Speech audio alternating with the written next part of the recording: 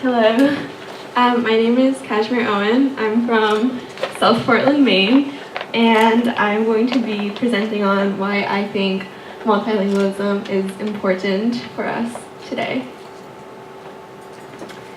Although humans are divided by obstacles of both land and sea, numerous advances have allowed us to physically connect with people and places all over the world. The internet enables us to stay up to date about discoveries that take place thousands of miles away, instantaneously. Because of these innovations, we live in a generation that appears to be extremely connected to and aware of the world, and yet there are still so many barriers that divide our populations into distinct sectors. There are over 6,500 languages being spoken in today's world. Those are 6,500 obstacles that prevent us from starting conversations with people from different regions and backgrounds. If languages didn't separate us, think of the number of relationships that could blossom, which are currently not being pursued. Chinese can converse with Italians, just as well as the Spaniards can converse with the South Africans, just as well as the French can converse with the Germans. People will have more friends and connections all over the world, which would lead to a better understanding of other cultures and lifestyles, creating a less segregated and more culturally appreciative population. While such a world has its advantages, it does not exist and never will. Human populations and cultures have evolved separated from one another, and so many different languages have formed. The only way we can come close to achieving a more connected and appreciative population is by making attempts to connect with individuals from all over the world. We have to overcome the barriers imposed by languages, and the only way to do that is by studying tongues that are not native to us. Only 57% of the global population possesses the ability to speak more than one language. In the US, it's only 18%. That's just 51 million people, which leaves 268 million Americans only speaking English, and therefore are only able to interact with roughly 20% of the world's total population. This leaves them unable to speak or create connections with the other 80% of people that live on Earth. Looking beyond the US, most bilingual percentages are much higher. English is the second language to over 510 million people, which is significantly larger than the 90 million people that speak Spanish as a second language. This huge difference between people choosing to study English versus Spanish is because English is considered the dominant language of the modern world. It is the language of sciences, businesses, diplomacy, and pop culture. Non-English speakers have a large incentive to learn English, as it is often necessary in desired fields of work and study. Individuals with English as a first language, however, have far fewer incentives to dedicate their time to studying a foreign language. Here in Maine, where I am a student, the minimum requirement of foreign language study in high school is 2 years. This means that many students graduate and go into the world with only 2 years of practice, with only a basic grasp of the studied language. In my experience, it is at the very end of level 2 that languages begin to brush on teaching tenses other than the present and nouns other than the bare necessities.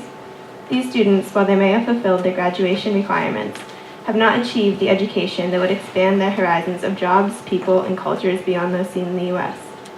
One of my favorite quotes on this topic was said by Martha Abbott, the director of the American Council on the Teaching of Foreign Languages. She says, "Students who study a foreign language have an openness and acceptance to people who speak other languages and come from other cultures.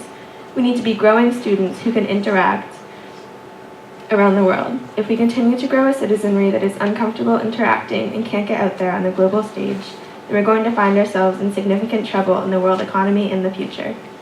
Abbott further enforces the importance of bilingualism in today's world, and the importance of younger generations growing up with a better, more complete understanding of the world. The lack of an understanding of the world can be seen in our ignorance towards unfamiliar, unknown cultures and religions. When one person makes a mistake, media and public opinion have the tendency to judge entire religious or cultural groups for the actions of just one person, rather than only arbitrating the individual.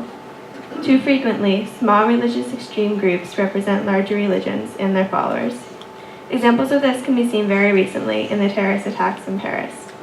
Ever since ISIS claimed responsibility for the attacks and murders of 130 innocent people, the entire Middle East has been receiving backlash from onlooking nations. Since ISIS is an Islamic group, people are quick to associate all members of Islam with terrorism, and therefore see the entire religion as a threat. People are so open to these derogatory views because of their lack of understanding of the Middle Eastern cultures. A better understanding of languages, in this example, Arabic, could lead to deeper cultural awareness. This would provide people with a more in-depth understanding of cultures, which would help to eliminate the assumptions and cultural ignorance that exist today. There is a lack of knowledge and understanding of the different cultures that exist within our world. While becoming multilingual will not erase our current situation, the knowledge of even just one additional language can help to open eyes and make people realize that there is more than solely their original culture and community in the world. Spending the last 4 months here at CSG has made me aware of exactly this, and it's driven and shaped my passion for learning foreign languages. I've never been outside of the US before, unless you count our brief voyage through the Canadian waters during coastal expedition. I've always seen the rest of the world as a huge, unfamiliar place, unreachable by my high school self.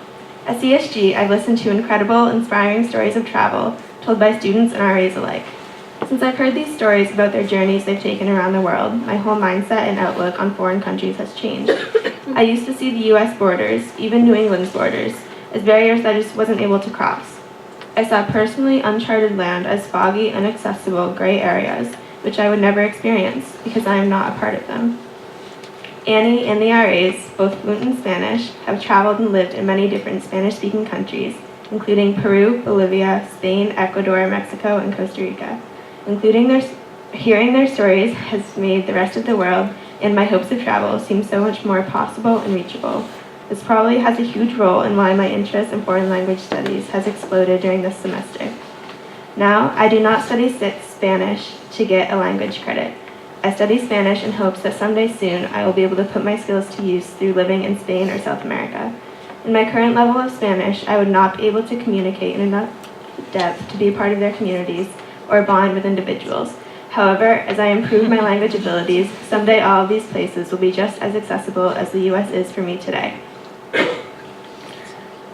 As al mal pescado leer tale ab ir de manier, como una oportunidad y no una carga, une chance de voyager et de rencontrer de nouvelles personnes, valki school min ik credit ki tulana, woman hui an ao de daulu sheng gengjia ulian de shiji.